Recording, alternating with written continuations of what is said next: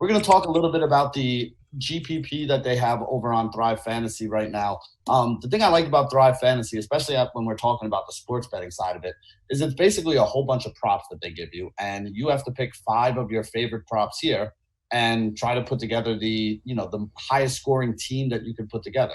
Now, the things that are more likely to happen, you're going to get a much lower payout on. The things that are less likely to happen, you're going to get some bigger payouts on, and we'll kind of explain that a little more in depth as we go through. So Paulie has basically paid for a new car with the money that he's won over on Thrive Fantasy in the past 2 weeks or so. All right, a used car, okay, and not a new car, a used car. Maybe a Hot Wheels car. I don't know. We'll see. It's a little more than a Hot Wheels car, but either way, so basically what I wanted to do was kind of break this down a little bit for you guys and give you guys a little bit of an idea of how Paulie goes about putting these teams together, since he's been able to cash over there a bunch of times, and also get some of the analytics side of it from Frank as well, so that maybe we can give you guys a little bit of an edge. If you haven't signed up at Thrive yet, go over there, use promo code ELITE. You put in $25, they're going to give you another $25. So this is a $25 tournament that they have that doesn't look like it's going to fill. It's only for the Thursday game as well. It's basically just for the Thursday round of golf that's going on. So, you only have to sit there and sweat it out one day, and you see how you win. So basically, you're getting 2 chances to win for the price of 1, and you're getting 2 of the best minds in golf right here, kind of giving you guys a little bit of a breakdown on how it goes. So I'm going to go through each one of these, get your thoughts on them, and see if we can help people build some winning teams this week. So the reason why I said Tiger Woods was a good way to transition over, Tiger is the first one that they have up here. 67.5 strokes for Tiger on Thursday. Over is 95, so obviously a little less likely to happen, or obviously a little more likely to happen that he's going to be over 67.5. Under is 105. Which side of this would you guys be on? I think I would take the over if I had to choose, but at 95, I think you could probably find some value elsewhere. I do think there's some value on the 95 just because I would want to see the tee time as well, especially if it was in the morning. I think there was some value in overstrokes there, but I don't think that the point total might be worth the bet here. So I would probably push down the board and find something else. All right, Paulie, how about you? Yeah, I'd be leaning towards the over here, but obviously you have to know what the tee time is before you can, commit to anything there. All right, so here's an interesting one here. You basically talked about Bryson. Both of you guys like him to win this. Over or under half an eagle. Over is 140 points. Under is 60 points. Now, obviously, hitting an eagle is not something that happens every day, so it's not likely, but is it likely enough that it's worth to take the swing on it at 140 points, which I'm pretty sure is the most points you can score on any one of these 10 that they're asking you about? I actually think I will. I kind of like. I want to ask Paulie about the par 5s because I'm not sure on the distance, but I know there's a drivable par 4 somewhere like 16 or 17 or something like that along the back that you can reach to. So that kind of gives you basically another chance at this. 0.5 eagles.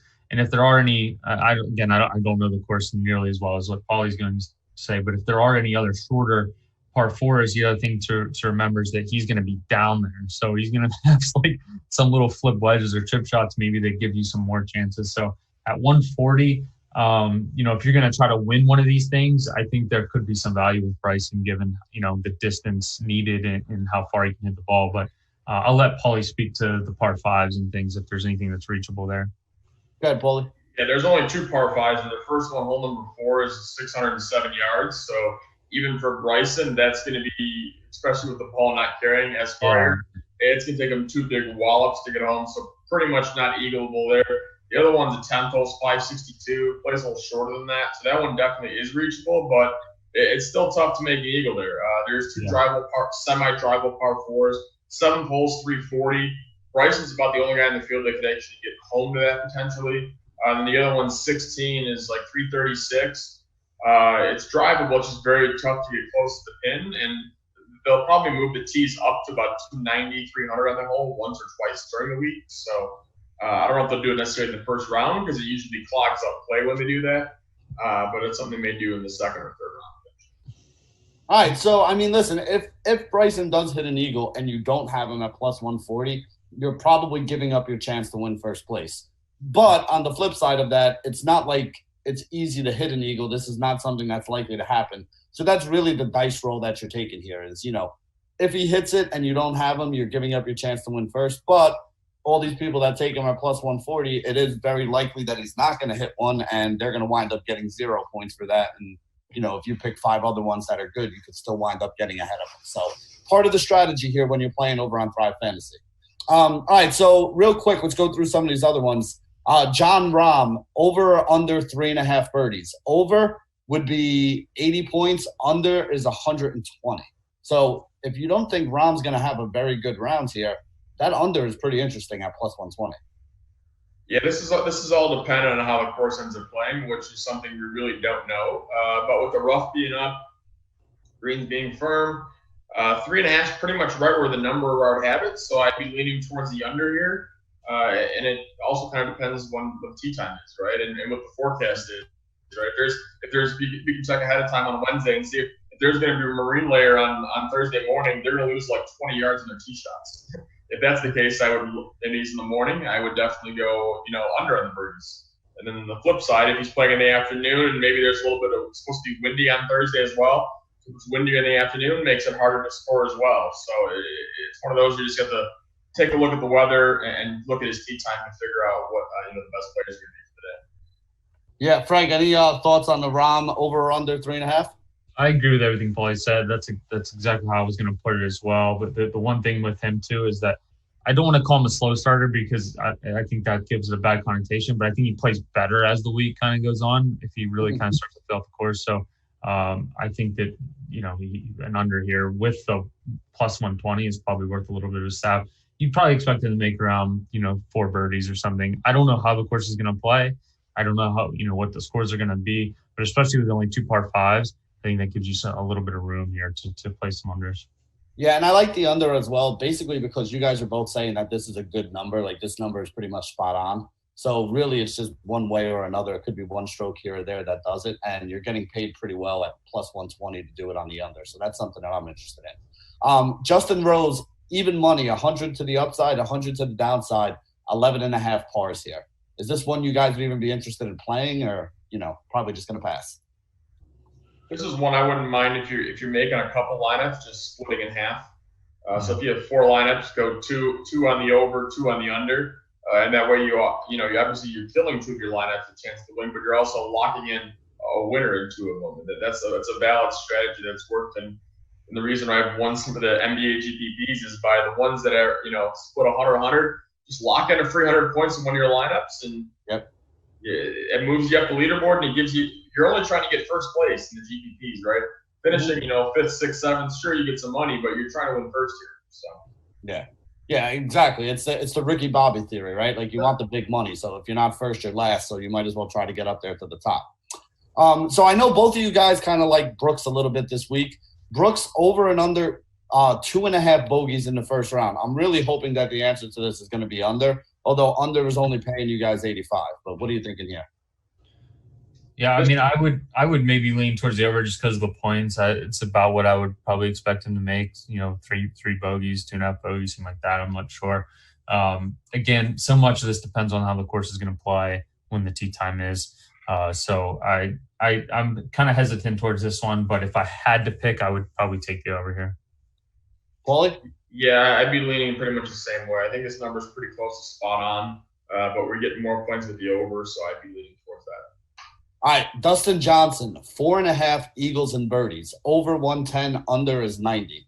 I know both of you guys are not that high on Dustin Johnson this week. Again, you're only getting 90 for the under, but is this one you're probably going to stay away from then? Yeah, I'm avoiding this probably.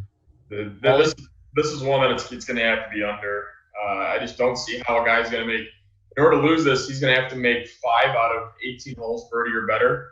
And this is a tough golf course where he's not hitting wedge in all the greens, right? Like, he's going to have to play the par 5s perfect, birdie both of those, and then find 3 other birdies somewhere. It's not easy to play the golf course, right? Especially for a player who's not in great form. Yeah, obviously, right. I mean, the under is the one that's more likely to hit. That's why you're only getting 90 points out of it. So even though it's more likely to hit, may not be the one you want to put in there because it's not going to score you a ton of points. Hideki Matsuyama, pars plus bogeys, 12.5. Over is 90, under is 110. So what you're basically saying here is you need him to have 6 birdies or eagles, which I don't think is very likely. No, this is even worse than the DJ number here. This is one where you're gonna have to be going on the over pars and bogeys here. I just don't see a way that makes 6 birdies in the round here. Yeah, I don't think we're also going to see like big numbers out there either. Like I think it's going to be like the course is probably going to leak you out. Like from what I was reading and from what I remember seeing of it, with the thicker rough and stuff, a lot of these holes are just going to be like, hacking out or hacking up towards the green. And Hideki's been kind of really hit or miss. So yeah, I think this is when you have to play over with. So you don't have to avoid you're not going to have super low numbers, super high numbers. So. Pars plus bogeys. I just don't see all the birdies he's going to make here. Putting's not good enough either. So we have 3 more left here. The first one is let me ask this question real quick. Give me a simple yes or no answer here. Does Justin Thomas go below 66.5 strokes in this? So does he shoot a 66 or lower? Nope. Frank? I don't think so, but at 120, I'm intrigued. All right, well, that was going to be the thing I said. I mean. Yeah. It doesn't look like it's likely to happen, but if he does go below 66.5, I mean, plus 120 is one of the better payouts that you can get here. So that would be one that, at the very least, Frank's going to have on the top. Yeah. Here's another one that is along those same lines. Rory Mcilroy, 5.5 birdies here. And remember, this is the first round we're talking, not the whole tournament. 5.5 birdies in the first round here, which would mean that he would have to shoot par 70, Paulie, or 72? It's par 70, but I mean, obviously, it's just birdies. You could shoot even par and do this. Oh, that's true. Yeah, I mean, he could have a bunch of bogeys as well. But I mean, 5.5. So we would need 6 birdies here. Any chance that he gets 6?